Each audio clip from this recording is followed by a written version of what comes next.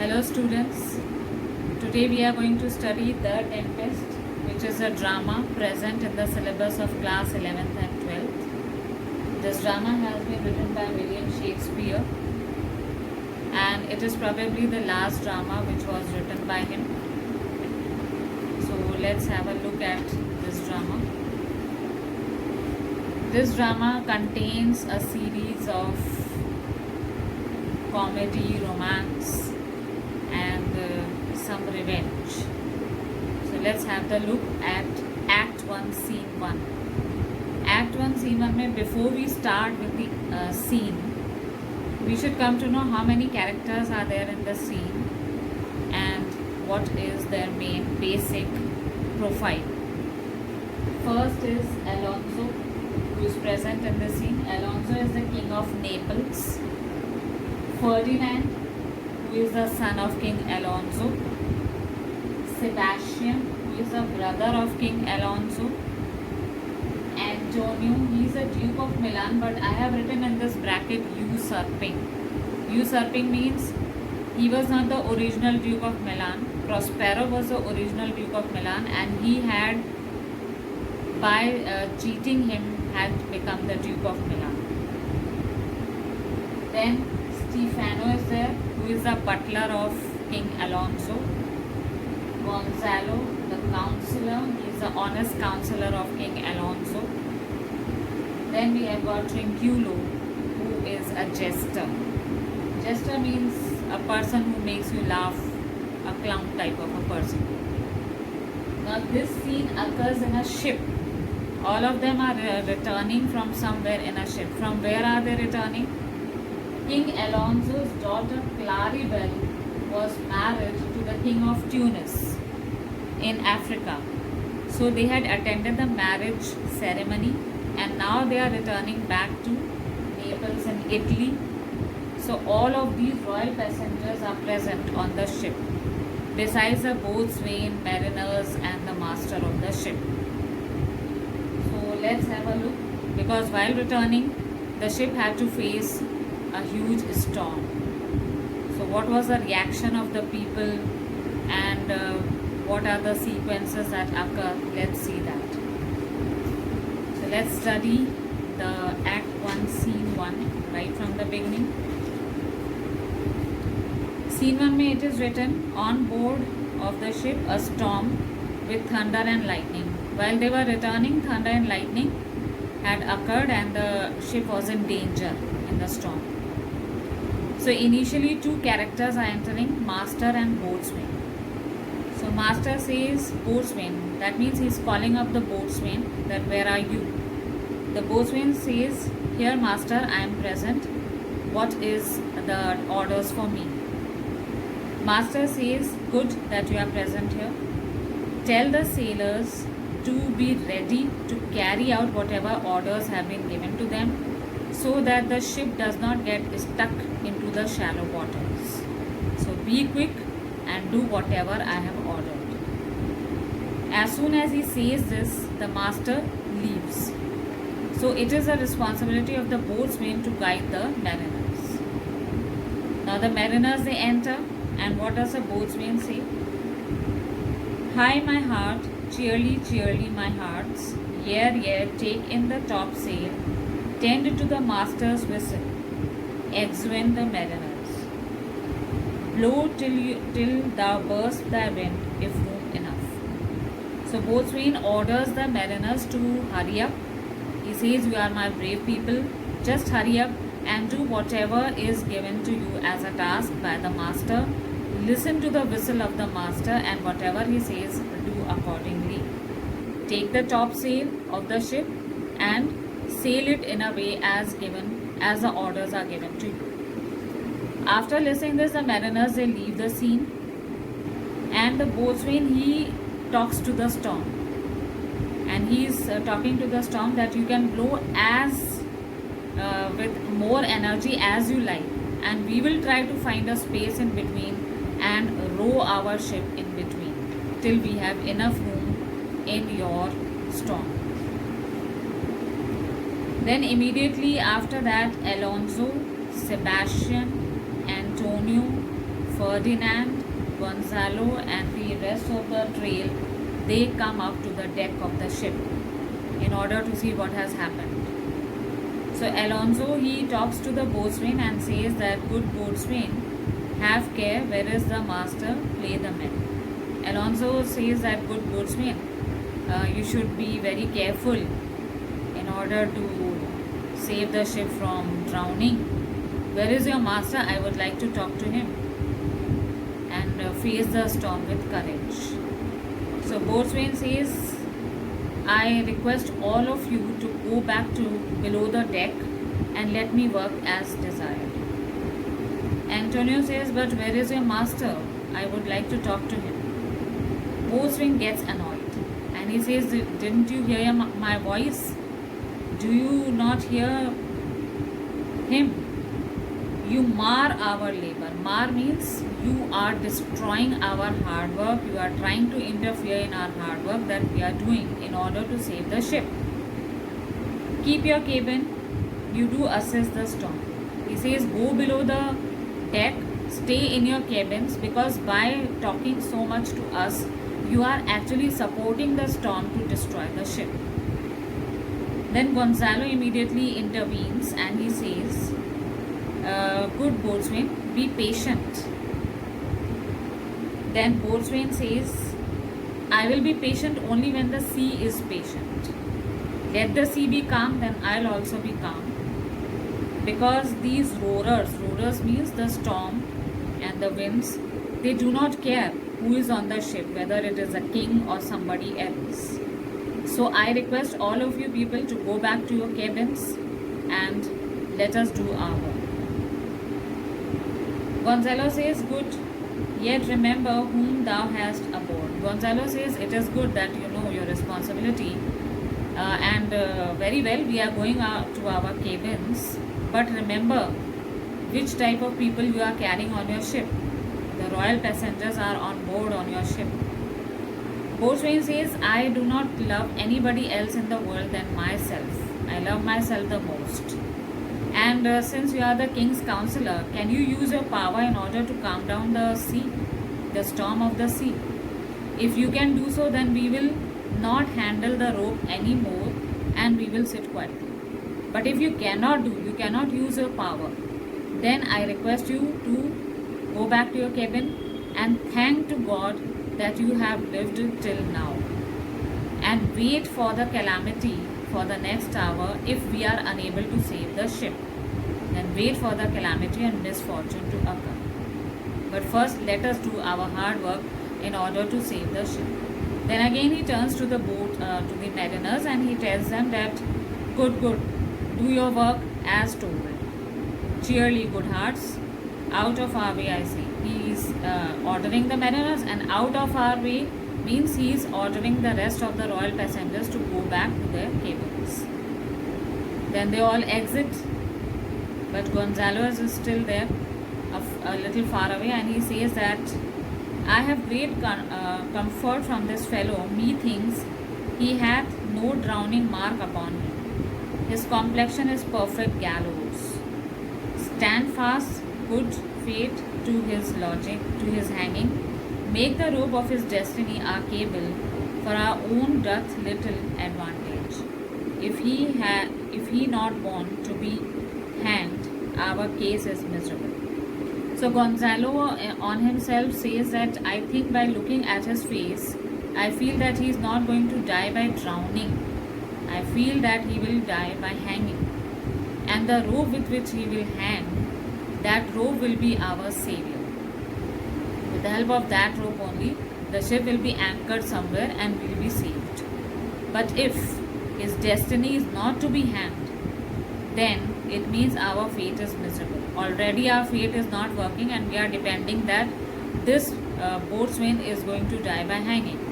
But if this boatswain also is not going to die by hanging, then it means our fate is miserable. We all are going to be drowned. Saying this, he exits Gonzalo. After that, boatswain re-enters and he is talking to his mariners again. Bring down the topmast. Yare, lower, bring her to. try with the main course. So he is ordering the mariners that bring down the topmast of the ship and lower it. Keep the ship close to the sea only, so that it does not wreck with the shores of the sea. Keep it to the direction of the wind only, so that it does not wreck. Saying this, as he was saying this, a cry came from within the cabins, and immediately he is again annoyed by that great sound. He says, "A plague upon this howling! They are louder than the weather or our office." He immediately curses those harsh voices which the people are shouting at the cabins below the deck, because all of them are quite afraid and they are shouting and they are, you can say, nervous that what will happen the next moment. Then at this the boatswain says that a curse should fall on the voices that are coming from below the cabins, as these sounds are so much louder that they are even suppressing my voice and even the loud noise of the storm. Then again Sebastian, Antonio and Gonzalo re-enter. Again the boatswain is annoyed and he says that, "Yet again, what do you hear? Shall we give over and drown? Have you mind to sink?" He says, "Why are you people here again?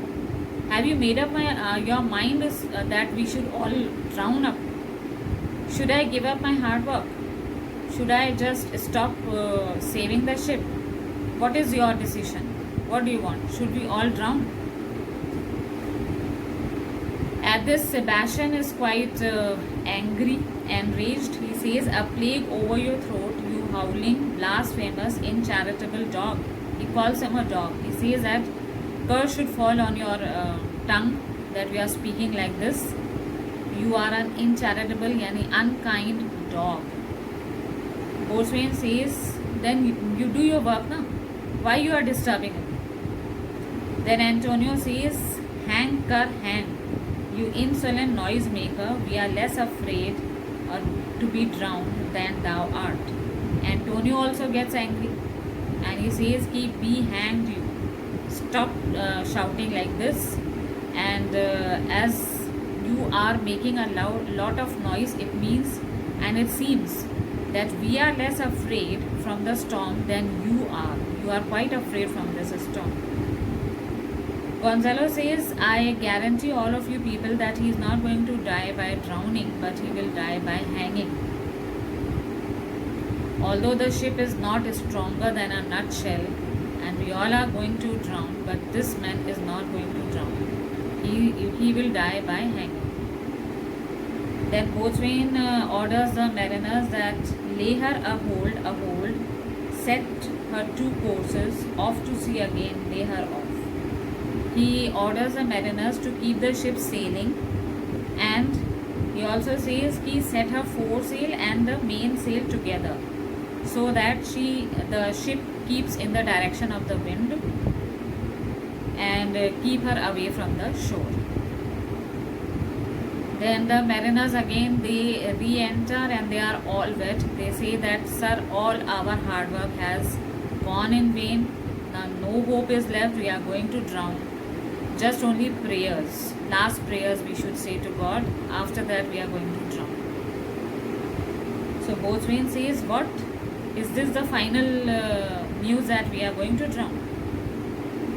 Then Gonzalo says, "The king and the prince are praying downwards below the deck in their cabins. We should also join them and pray to God."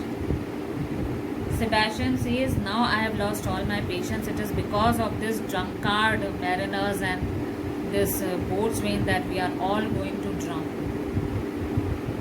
Who says this? Antonio says that these people are responsible for our fate. Presently we are going to drown. All of us are going to die because of these drunkard boatswain and the mariners. Then Gonzalo says, "But this man is destined to be hanged. He is not going to drown. Although every drop of ocean is eager to swallow all of us up, but still this man is not going to drown. He is going to be hanged." As soon as he is saying this, below the deck in the cabins, lot of huge cries are being heard in which every man and woman are embracing each other, hugging each other, and saying goodbye, my wife, my children, now we are not going to meet again. All of them are crying because they all got the news that now the ship is not going to be saved, it is going to drown. So all of them are crying, farewell my wife, my children, farewell my brother, we are going to be wrecked, destroyed. All of them are crying. A lot of noise comes of crying and wailing. Then the boatswain exits. Antonio says, let us all sink with the king only. Sebastian says, okay, let's go to the king and ask leave from him. Both of them exit, Antonio and Sebastian. Gonzalo is left and he prays to God, he wishes, he keeps a last wish. What is that wish? Now would I give 1,000 furlongs of sea for an acre of barren ground, long heath, round fours, anything. The wills above be done, but I would fain die a dry death. Gonzalo says, I would be prepared to die, but I want to die a dry death. I would like to exchange 1,000 furlongs of this sea with an acre of barren land, even if that barren land has got weeds all over. That is a wild grass. Still, I would prefer to die on that dry land, that barren land. This is my last wish.